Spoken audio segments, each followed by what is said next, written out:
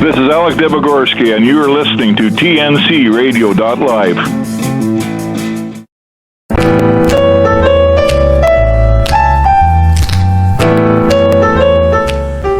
Welcome in TNC Radio.live, and it's a Monday night coming to you live, and I'm Tom Kelly. I'm here with Dr. Christopher Cortman, and this is Building Strong Minds.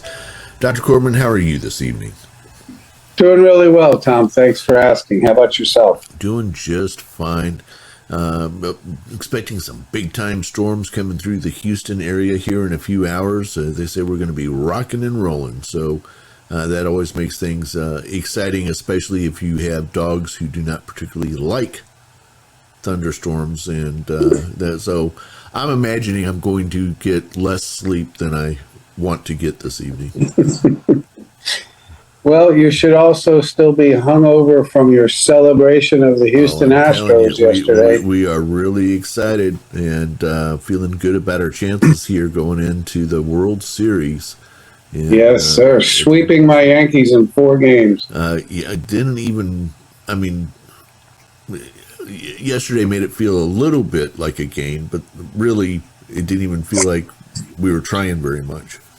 Yeah, you didn't have to. It was a total one-sided disaster.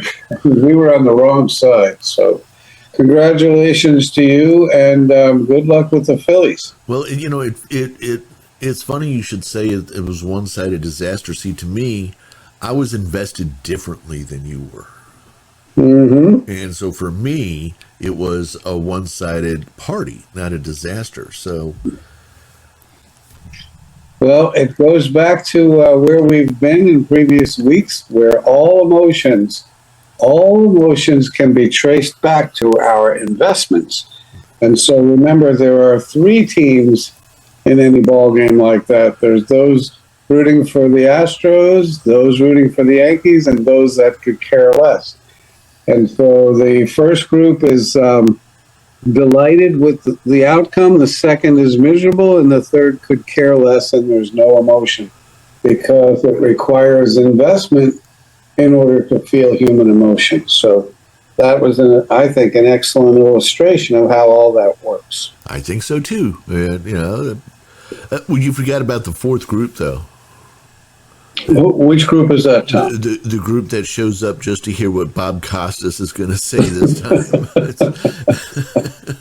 Yeah. Yes. Yeah. Well, we won't even go there. That's a different show. We'll have to talk about that one later. But hey, we've been going through something called the social black belt, and we're moving along at a steady clip here. So why don't you pick up from where we left off last time, and let's keep moving through the social black belt right here on TNCRadio.live and Building Strong Minds. Well, it is my aim to begin the 5th truth today. But before we do, I just want to say one more thing about the 4th truth, which was that we all have an inner saboteur, someone that we hire to protect us from negative outcomes like fear of rejection and fear of failure. And so the saboteur trips us up and prevents us from even trying or investing. And today, I spoke to a young man whose father owns the business. And he could and should be in line to take over this business.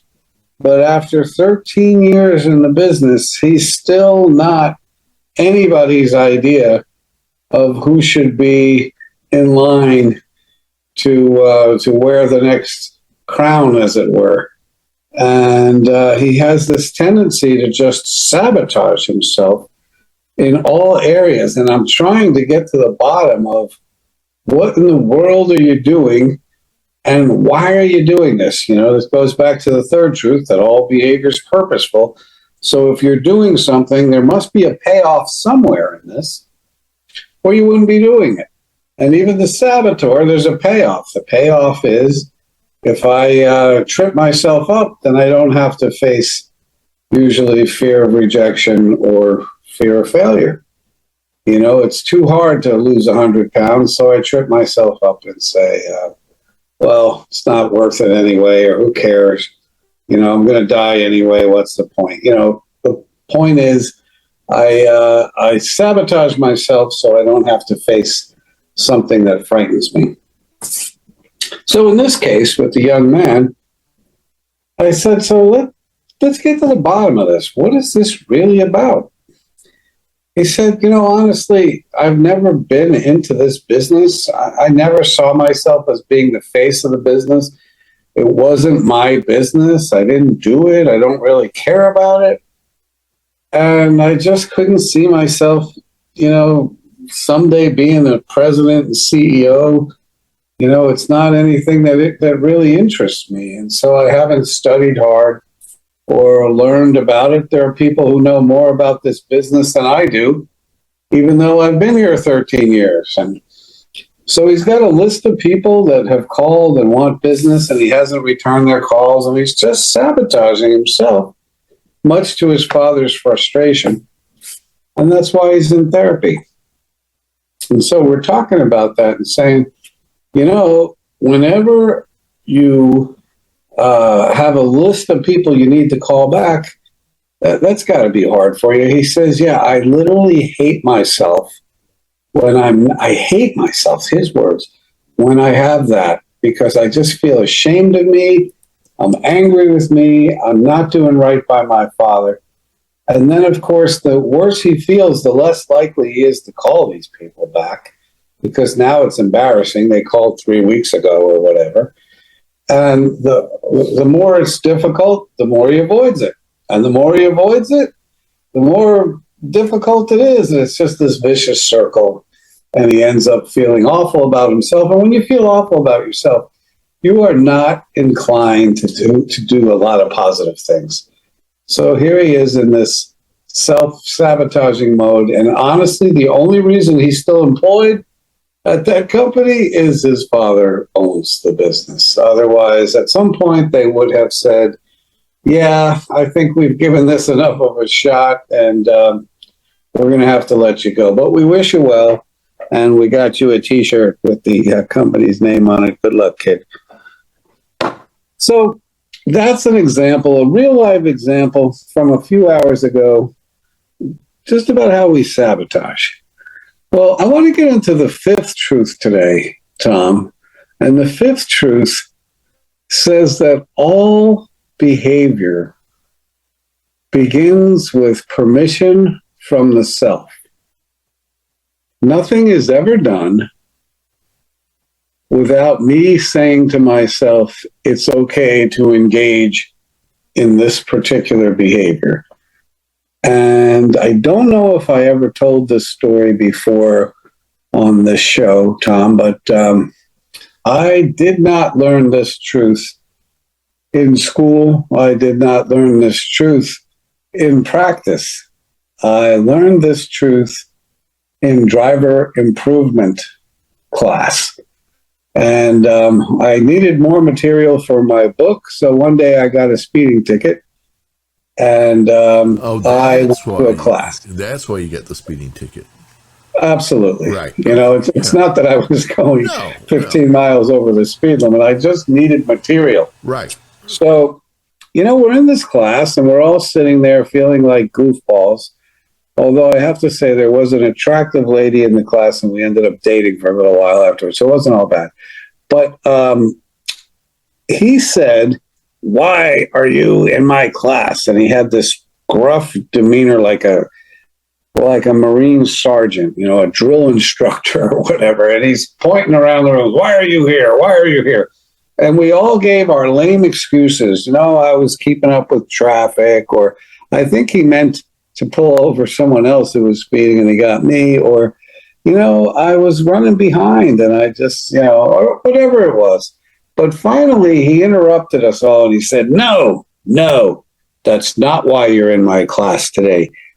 You are in my class because you give yourselves permission to exceed the speed limit when operating your vehicle.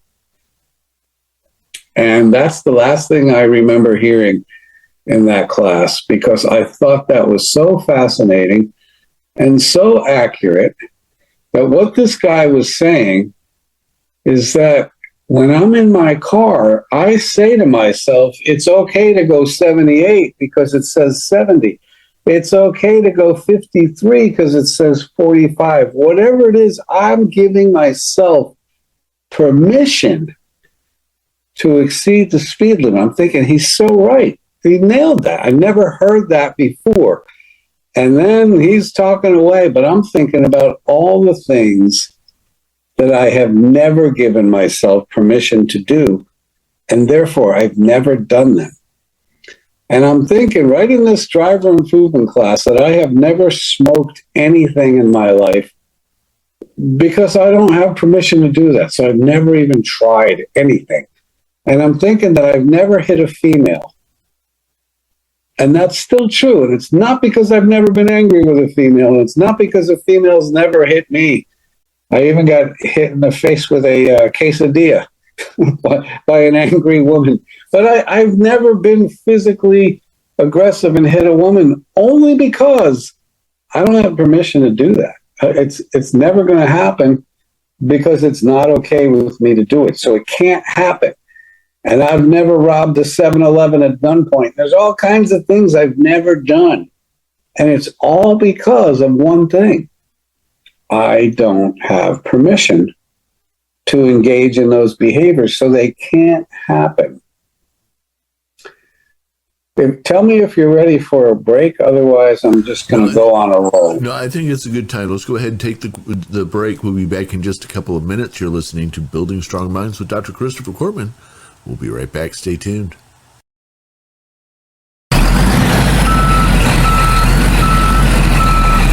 For the latest in Houston traffic, weather, news, and information, don't miss the Evening Surge, weekdays from 4 to 6 p.m. on TNCRadio.live.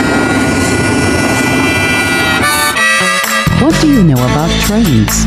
Whether you're an expert or just want to learn something about the world of the railroad, join Bill and Jim Wednesdays at 7 p.m. Eastern, 6 p.m. Central on TNCRadio.live. About control and about cheese.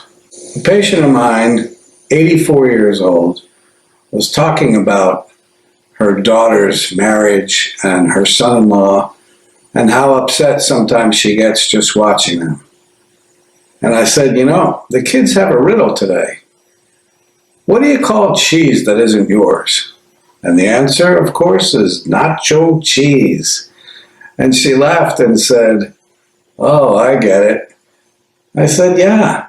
The only thing that's yours to control is what you think, say, and do. Not your daughter's husband, not their marriage, not their relationship.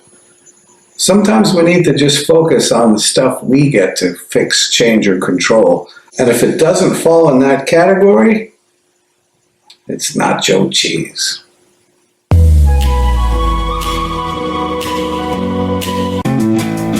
For the latest in rideshare and gig economy news, visit UberLiftDrivers.com.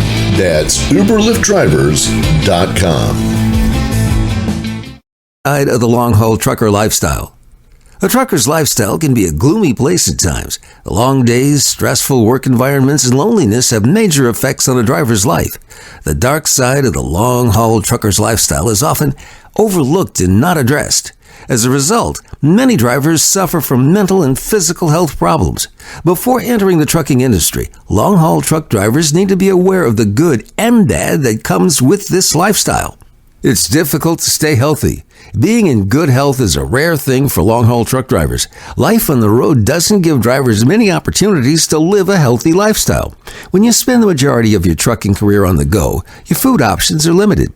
Although taking an exit to get McDonald's may seem like an easy solution or the easiest option, eating fast food for every meal for weeks at a time can cause serious health issues.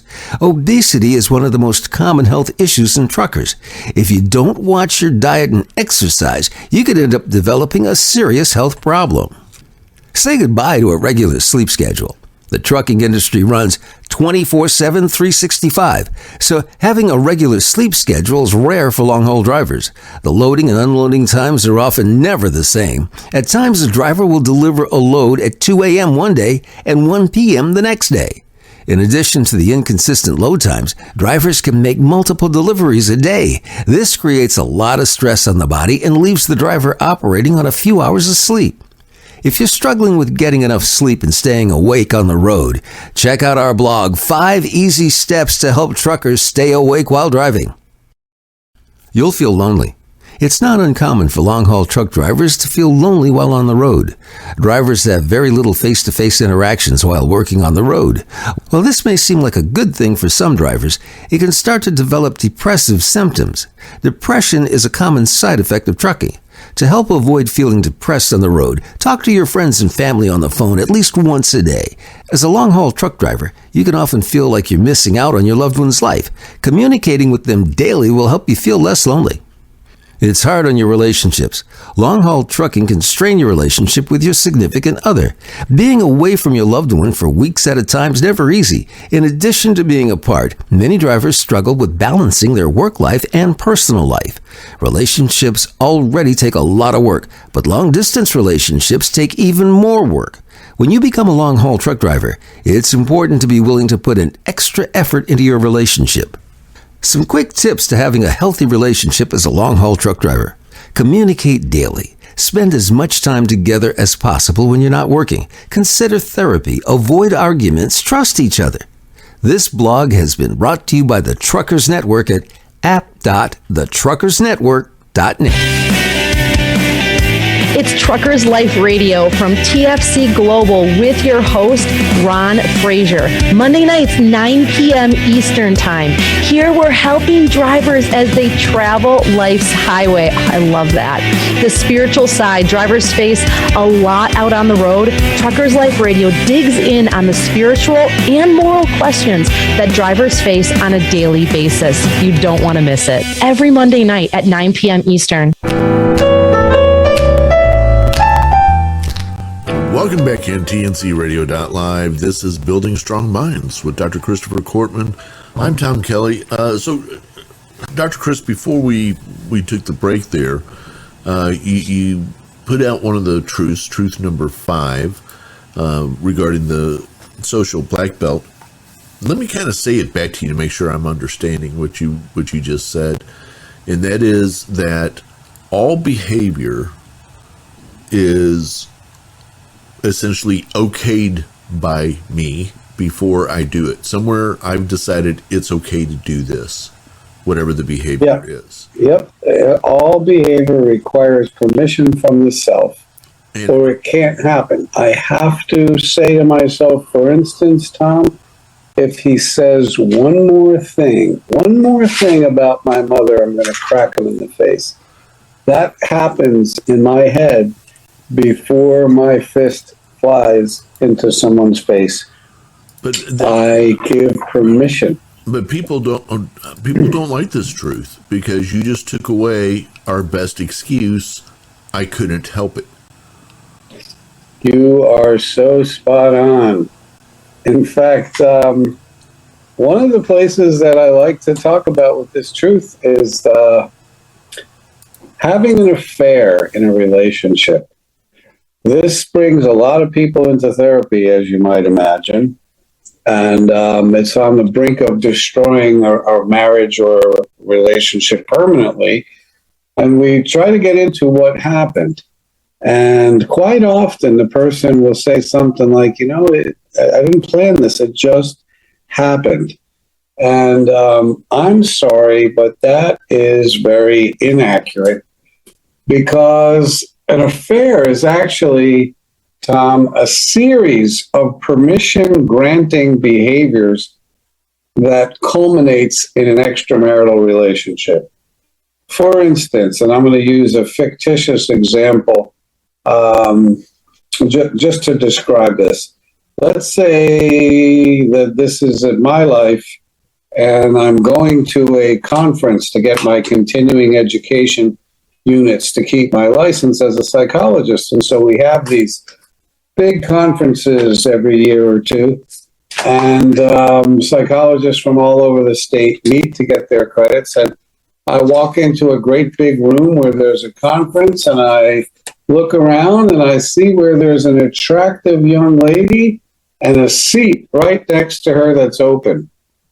And so my first permission granting behavior is to select that seat.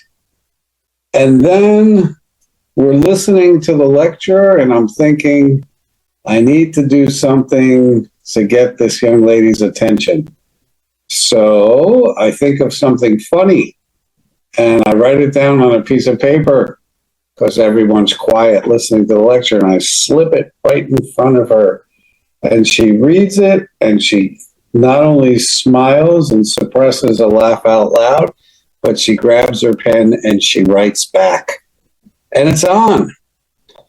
And then at the break, we're talking, and she mentions what town she's from.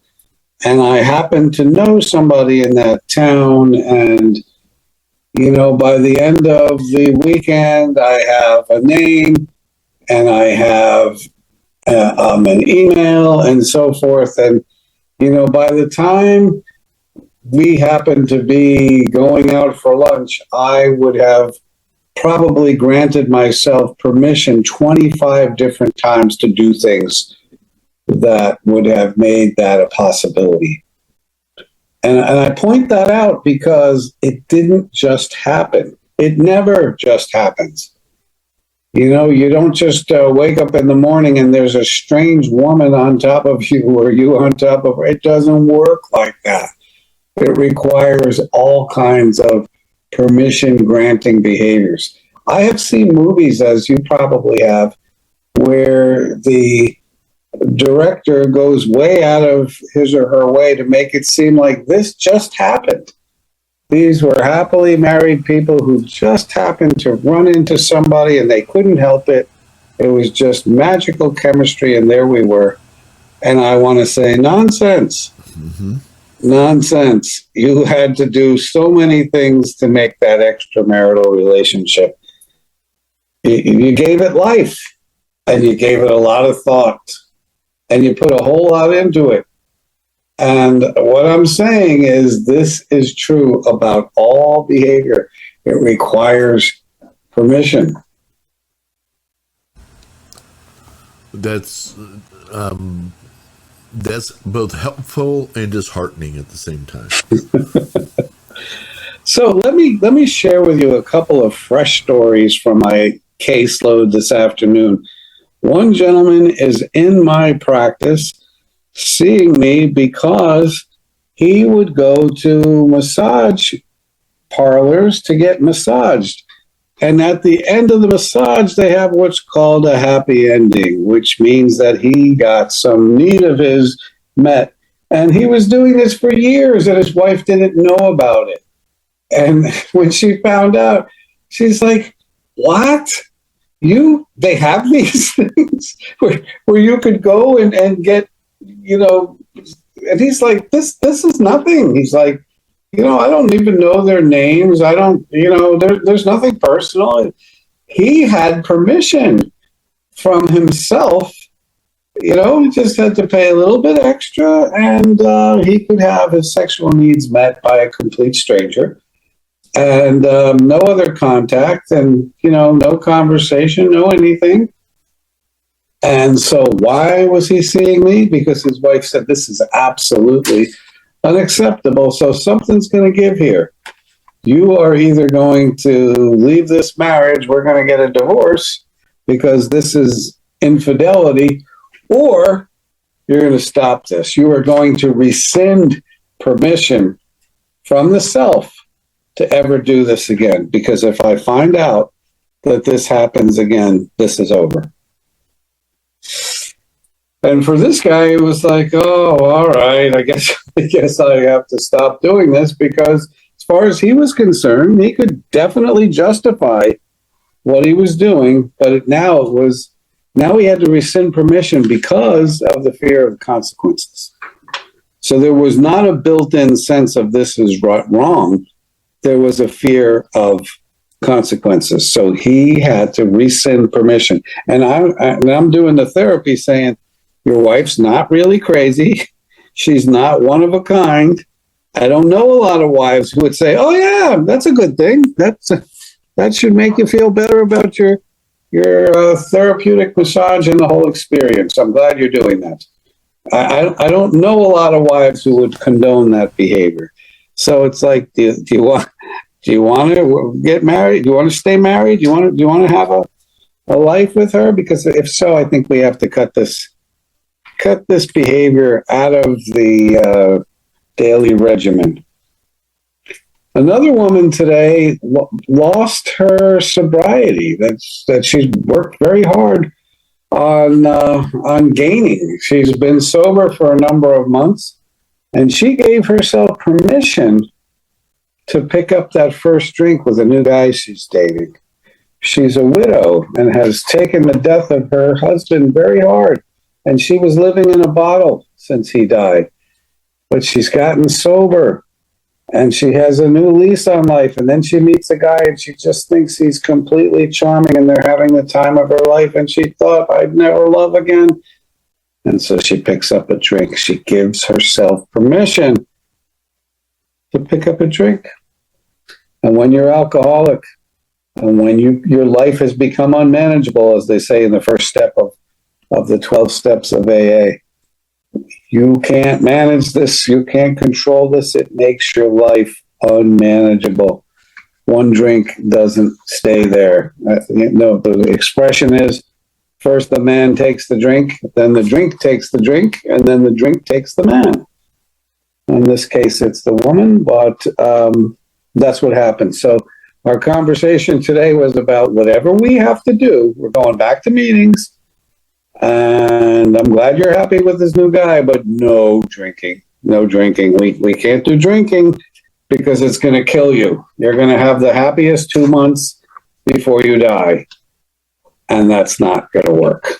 So in all of these cases, Tom, somebody gives themselves permission to do something that is not in their best interest, not in their marriage's best interest, not in the family's best interest, but at the moment, they still give themselves permission.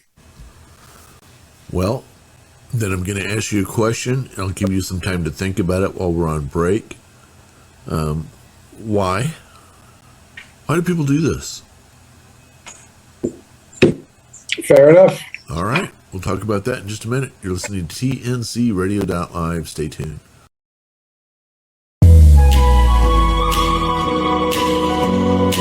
Hi, I'm Dr. Christopher Cortman, and now for the Mental Health Minute. The great Alfred Adler used to talk about children quite a bit, and he said, children are very astute observers, but they draw erroneous conclusions about what they've observed. Therefore, they need adults to help them translate what they're witnessing and to put a good perspective on it. Case in point, years ago, a 4-year-old boy watched his father in the backyard swimming pool going headfirst down the slide into the water. When he hit the water, his hairpiece came off. Nothing was said. It was not a big deal. But several weeks later, at the boy's birthday party, everyone was going down that same slide into the pool. The boy's father challenged him to go head first and even pushed him. And all the way down the slide, he screamed, "No!" Great tears. When he finally hit the water, he was hysterically crying. The father said, "What's wrong? What's wrong? You've been down the slide 1,000,000 times." And he said, "I don't want my hair to come off." Excellent observation, quite astute, but an erroneous conclusion. So what do we do with that? We ask children what they're thinking. We find out how they're processing things. We give them the opportunity to feel safe to tell us what's on their mind. And wherever it's necessary, we correct their thinking. We give them more accurate information, and information that helps them to feel safer and better about themselves. And then hopefully they'll be able to keep their head and keep their hair.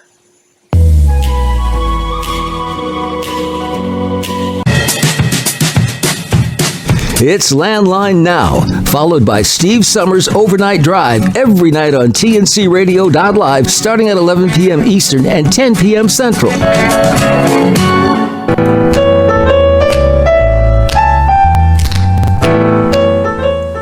You hear those snaps, you know what show must be on.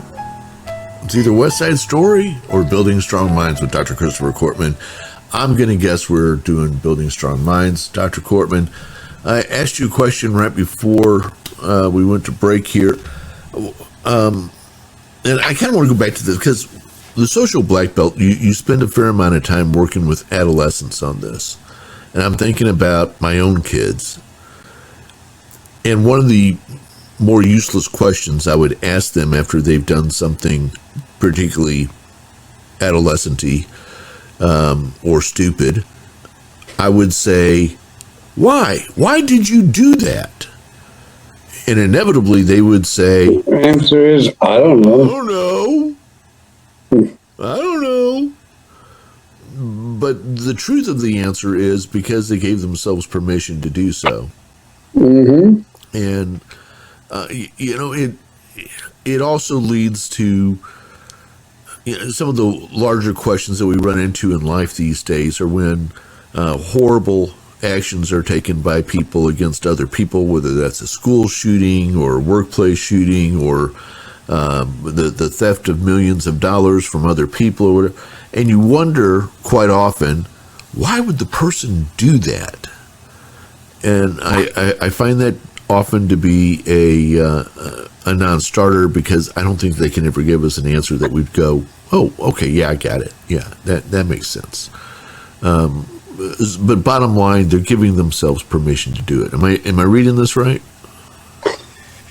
You are, except that in many cases, when we go back to truths, to all behavior is purposeful and there's a payoff, lots of times we can get to the bottom of where is the payoff. Because, we talked about a few weeks back that there are at least four goals of misbehavior. And one of those goals is, gaining attention. And one of those goals is to have control and power. Another one is revenge. Another one is display of inadequacy. Sometimes if we help people to get to the bottom of what they were getting from the behavior by asking them a few more questions, were you doing it for this reason? They'll say right away, no. And that's good. Well, then we've narrowed it down. You could come up with a crazy reason just to let them know that they're more in touch with why than they think they are. Sometimes they just don't want to admit that they know the reason. Sometimes they're just embarrassed by the reason. People have done some things impulsively that when they think about what they did, they were awful things. I mean, you sometimes hear stories about newborn babies being thrown off a bridge or, people doing terrible things to toddlers or young children. But if you look at the crazy behavior, lots of times there's something behind it, like revenge. Like, this is your kid, and I know that this would hurt you terribly, so I'm going to hurt this kid to hurt you. And, you look at some of the crazy things adolescents do, and sometimes they do that to impress other adolescents. They want to be thought of as cool or daring or brave or, bad, in the cool sense, bad. And so they'll do things that they would never do. And this is part of social psychology. They'd never do it alone, but in a group, people are inclined to do really crazy behavior. And, just thinking of that, I used to jog on the streets. And if anybody was ever going to call something out of the window while I was jogging, it would only be in a car full of people. It's not the kind of thing you ever do if you're driving alone. You're impressing your friends when you yell out at somebody who's on the side of the road. It's a social psychology kind of behavior. So, you know, people give themselves permission to do things. Yes. And behavior is purposeful. There are payoffs to behavior. These people are going to think I'm so cool. I just thought of one, a guy that, you know, his mother brought him in to see me years ago, and he was doing all these self-destructive things in front of the other kids in school. And they could be really stupid things like staple gunning one of his nipples or something like that. And there was a purpose for it. And the purpose was he wanted to do these things to make people laugh. One time he did something and the class roared with laughter. And he thought, this is it. This is, you know, so he watched that the Jackass show on MTV. Oh, no. And he thought, that's what I want to do. And his name was Zach. And I said, let me guess, you want a show called Zackass. And he said, dude, you nailed, dude. I became an instant hero to him because I got it. Now, I wasn't condoning it. I was just figuring this must be the title that you're working with. But that was the purpose of his crazy behavior, right? He gave himself permission to do these things. He would get his brother involved. Take a picture of me while I shoot this dart gun at my privates or whatever he was doing, because he wanted people to laugh and say, that guy's so crazy. He's amazing. Have you seen him? That's what he wanted. He just wanted a little bit of recognition, approval, laughter, because he didn't have the wherewithal to get it any other way. He wasn't really bright and outstanding that way. He wasn't athletic or musical or anything, or especially attractive. So he came up with something that he could do because he was willing to do a little bit of suffering for the sake of the glory. Wow. So yeah, long-winded answer to your question, but all behavior requires permission. And one of the more fascinating aspects of this is that there is such a thing as gateway behavior. There are things you can do that make it now okay to engage in a certain type of behavior. I used to consult sometimes for these alcohol and drug programs, and I was astonished by these 14-year-old kids who were in rehab, because they would be called on and they would, you know, give your name and what drugs you did. And the kid would be 14 years old and name, you know, 25 drugs that they did. Half of them I'd never even heard of.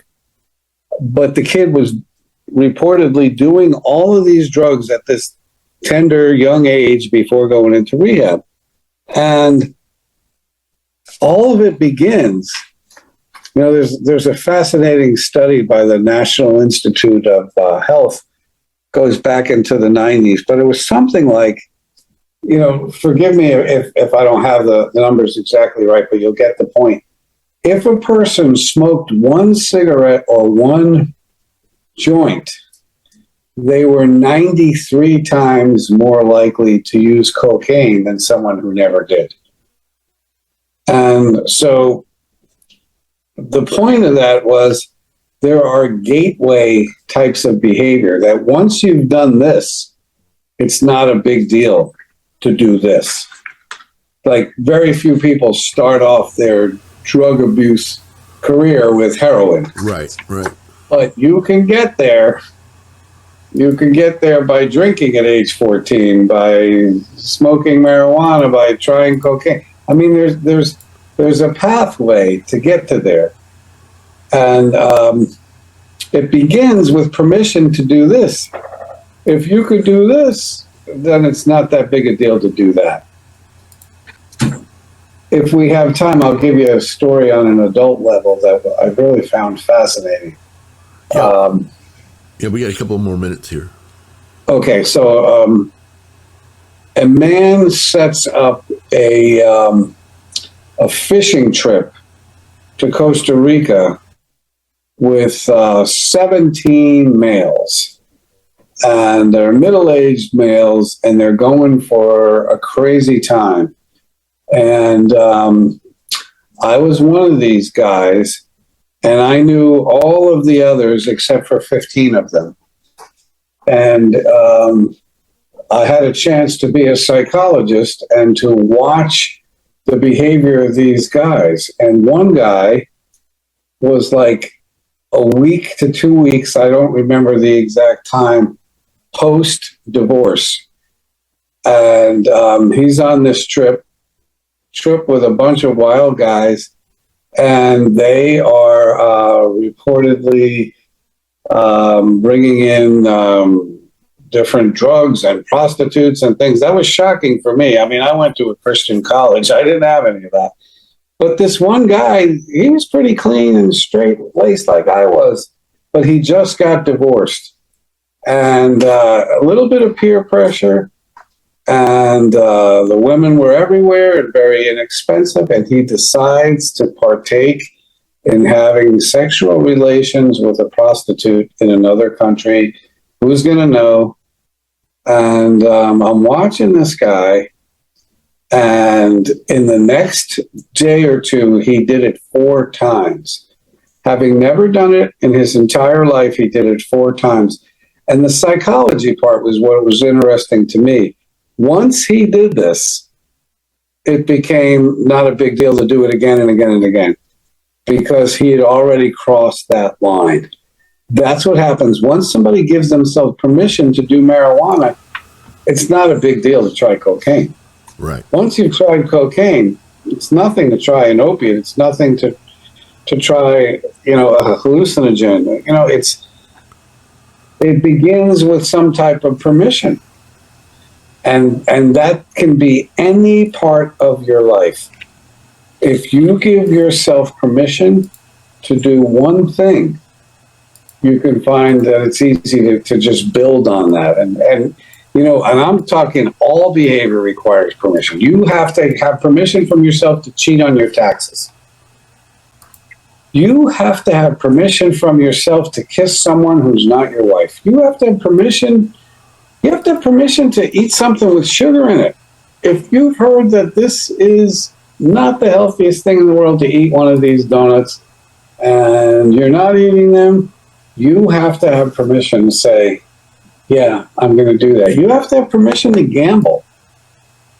And you have to have permission from the self to drive while inebriated. What's interesting about that is they'll say to people, don't drive drunk. Well, one of the best things I've seen people do about that is to try to set it up beforehand. Because what happens when somebody drinks alcohol, the very first thing alcohol does is it affects our judgment. Our judgment is different from like the first sip of the first drink. So after a few drinks, my judgment is actually impaired to the point where I think I'm fine and I can drive. And so I'm not in a place where I should be making that decision, because I'm making that decision by saying I'm capable of doing it. That decision should be made before the night begins. I've always liked the designated driver concept, because once I have that first drink, I am now, my judgment has been impaired, shall we say. So what's the point? The point is I have to take charge, and I have to say, these are the things I'm allowing myself to do, but never make those decisions once I've started drinking, because I'll give myself permission to do things that are not okay to do. I mean, we have so much research that says that under the influence of alcohol, people will do things that they wouldn't otherwise do. And a big part of that is domestic violence, petty crime, things that you just wouldn't do, but you're now impaired enough to say, why wouldn't I do that? Which is why I think many people drink. Yeah. They don't do the behavior because they drink. they drink so that they would lower their inhibitions enough so that they will give themselves permission to do a behavior they know they shouldn't be doing. Absolutely. All right. Hey, we're going to take our final break, come back, wrap everything up for this week. You're listening to TNC Radio.live.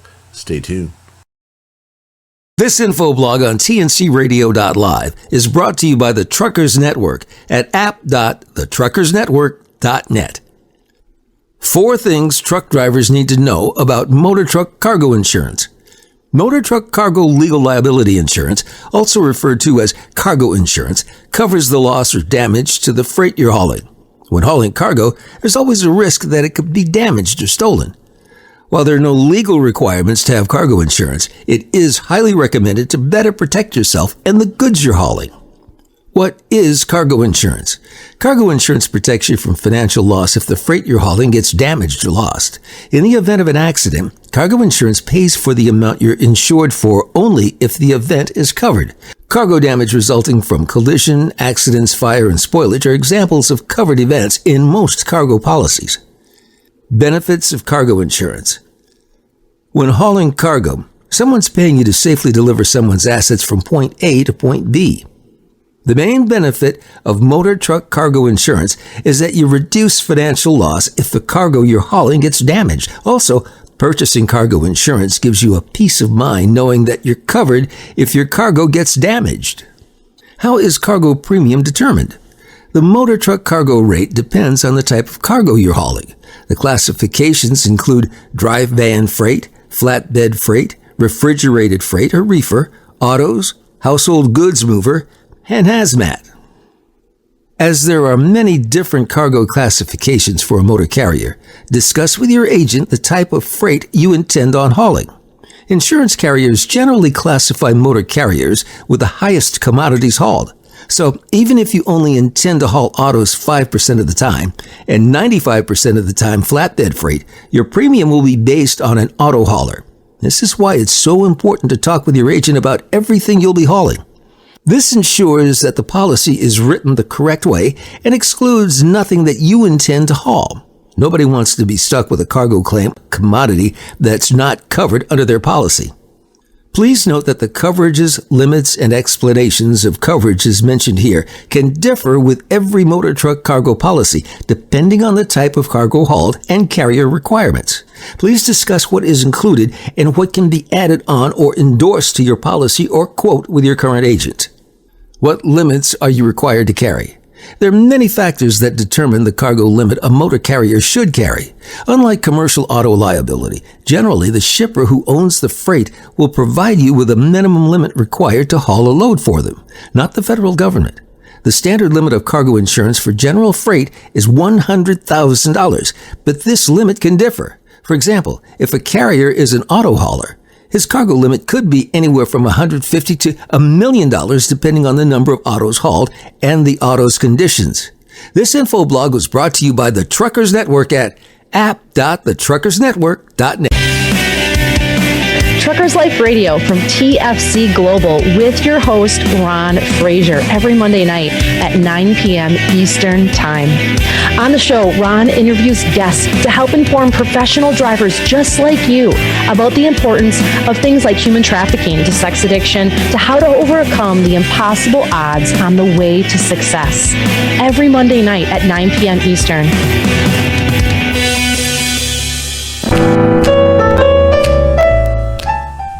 Welcome back in TNC Radio.live. Really appreciate having you all with us tonight. Dr. Cortman, you have written a couple of books. Tell us about the books that you've written. Well, the first book was called Your Mind, an Owner's Manual for a Better Life. And that is the book that outlines these 10 truths that now comprise the Social Black Belt.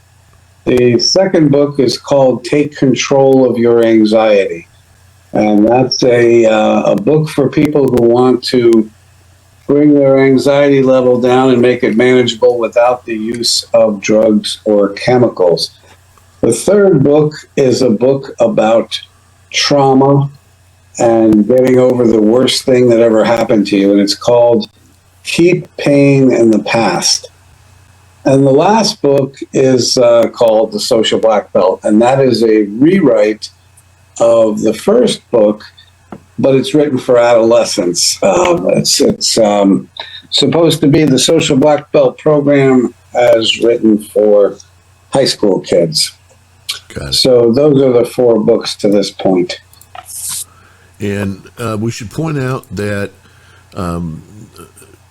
I guess all the books, but especially the first one you talked about, is available on Kindle and on audiobooks. So if you're a driver out there and you're like, I want to listen to these books while I'm driving down the road, very easy to do. A very good narrator and all that. So all of that is available through Amazon and I assume other places where you can. Yeah, I appreciate that plug, and I just want to remind the driver, don't do any of the relaxation exercises that require you to close your eyes. Yeah, probably not. Yeah, probably not a good thing to do that. But if you do, then read the trauma book after the accident. Exactly. So yeah, so you got them covered both ways. That's good. That's good. I'm trying to prepare for these things. Yeah. Because some people give themselves permission to behave in dangerous ways. Got it. See, yes, I see what you did there. Well done. Well done. All right, we are going to stop for the evening, and we'll be back not next week, but the week after. And so be ready for that. You've been listening to TNC Radio.live. This is Building Strong Minds with Dr. Christopher Cortman. I'm Tom Kelly, and we'll see you back here next week. Thank you, Dr. Cortman. Good night, everybody. Have a great week.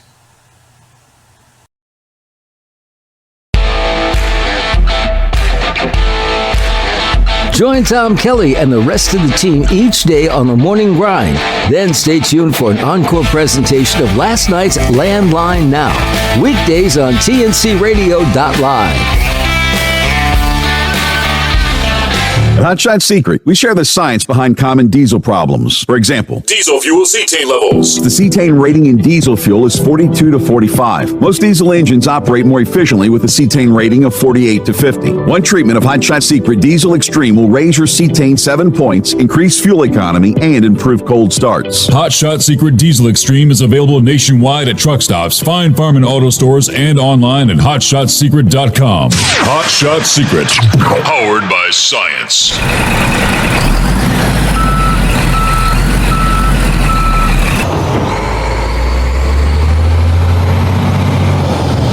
Hey, what's up, y'all? This is Claire Dunn, and you're listening to TNC Radio.live.